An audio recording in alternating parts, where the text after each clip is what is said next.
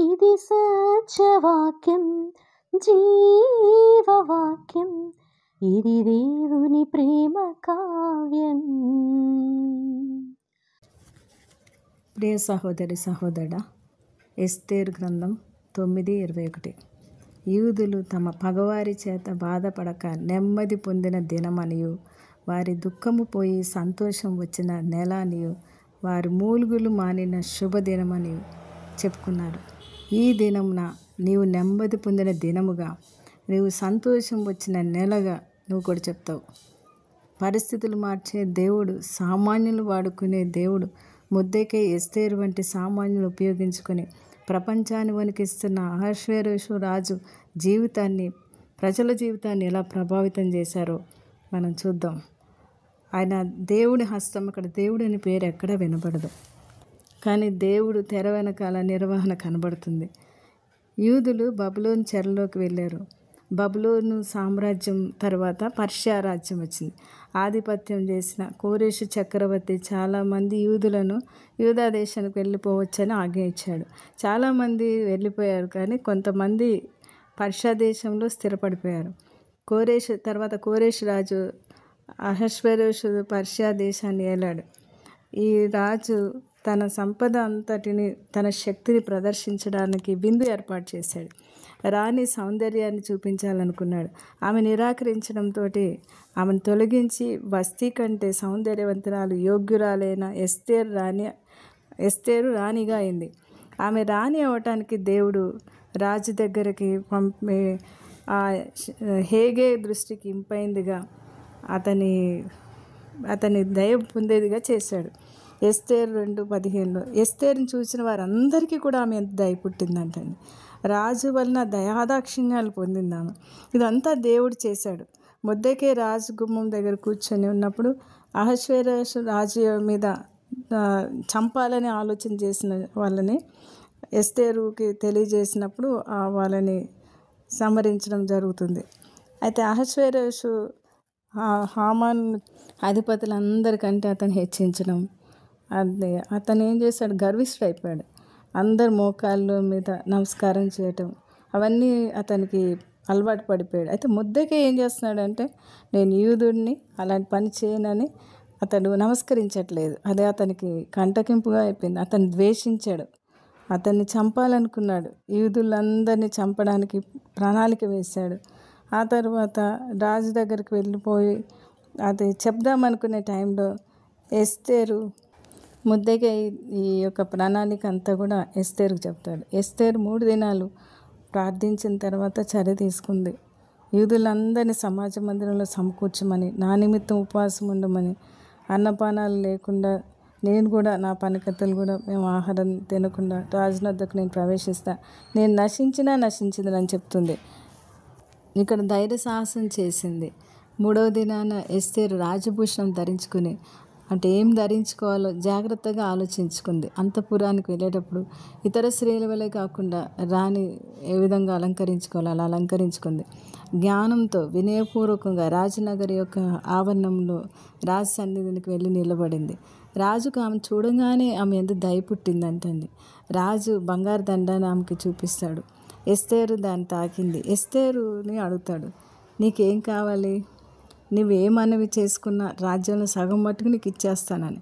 వెంటనే ఆమె తన చెప్పట్లేదు, సమయస్ఫూర్తితో. ఎస్తేరు సూక్ష్మ బుద్ధిగా మాట్లాడుతుంది చూడండి. ఒక పురుషుని హృదయ మార్గము కడిపే కాబట్టి అది రాజుకి ఇష్టమైంది ఏముందో ఆ విధంగా ముఖస్థుతి చేస్తుంది. ఈ విందు రాజు కోసమే అని, నేను రాజు కోసం సిద్ధం చేసిన విందుకు మీరు తప్పకుండా రావాలి అని అభ్యర్థించింది. చాలా చాకచక్యంతో మాట్లాడింది. రాజు ఇష్టపడేదాన్ని ఆమె చేసింది. మనం కూడా మనం జ్ఞానంతో ఉండాలో దేవుడు నేర్పిస్తాడు. ఎస్తేరు 6. ఆ రాత్రి దేవుడు రాజుకు నిద్ర పట్టకుండా చేశాడు. ఆ నిద్ర పట్టక రాజు యొక్క సమాచార గ్రంథాన్ని చూసినప్పుడు ఆ నపుంసకుడికి చేసినది, దానికి ఏమన్నా మనము ఆయనకి బహుమతి ఇచ్చామా, ఘనపరిచామా అని అడుగుతాడు. అదే సమయంలో హామాను ఈ యూదుల్ని నాశనం చేయడానికి పథకం వేసిన ఆ పథకాన్ని తెలియజేయడానికి వస్తాడు.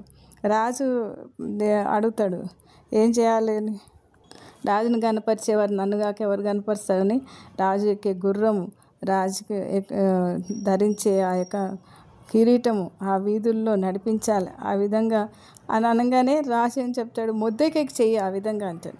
మొర్దెకై వరకు ఉరికంబాన్ని రెడీ చేస్తే ఇప్పుడు ఏమైంది, ఆ ఉరికంబము కాదు కానీ ఆయనకి ఘనత వచ్చింది. ఇక్కడ ఎస్తేరు 7వ అధ్యాయంలో ద్రాక్షరస బిందులో ఎస్తేరుతో ఆ రాజుని అంటే హామాను కూడా తీసుకురమ్మంటది.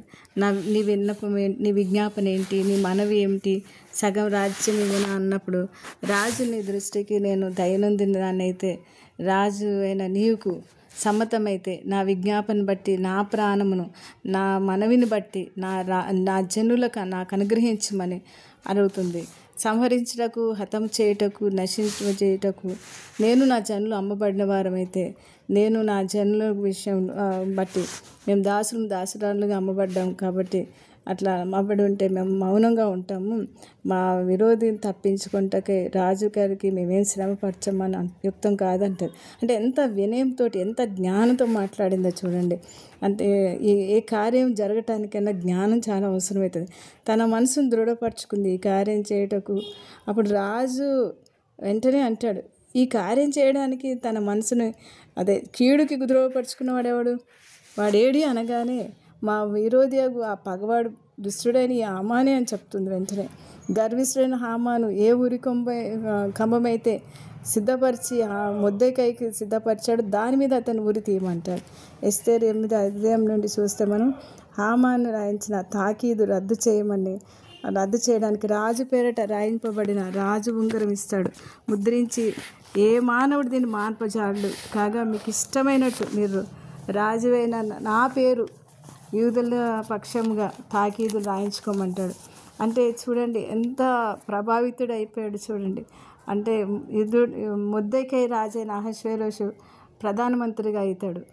తన వారందరికీ సమాధానంగా మాట్లాడుతూ తన జనులను క్షేమం విచారించేవాడుగా గొప్పవాడుగా ఆ దేశస్తుల్లో చాలామందికి ఇష్టడుగా ఈ మొర్దెకై ఉన్నాడు. ఈ మొర్దెకై ఒక సామాన్యుడు, ఎస్తేరు సామాన్యురాలు.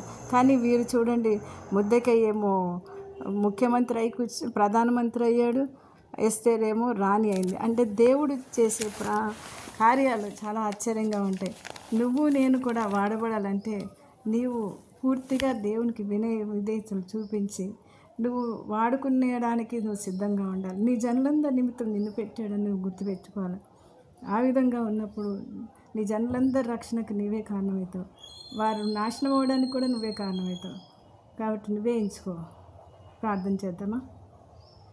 పరిశుద్ధుడైన మా పరమ తండ్రి, నీకు వందనాలు. ఈ దినం నీ వాక్యం ద్వారా నీ ప్రజలను కాపాడడానికి, నీ ప్రణాళిక నెరవేర్చడానికి సామాన్యులు వాడుకునే దేవుడు అని, నీవు నిర్వహకర్తవని తెలుసుకున్నాము. మనుషుల మాయోపాయాల నుండి, కుట్ర నుండి రక్షించే దేవుడుగా, పాపం, శాపం, మరణం నుండి విడిపించే మధ్యవర్తిగా, మా కొరకు విజ్ఞాపన చేసే యాజకుడిగా ఉన్నందుకు నీ కృతజ్ఞతాస్తుతులు చెల్లిస్తున్నాం తండ్రి. ఆమేన్, ఆమేన్, ఆమేన్.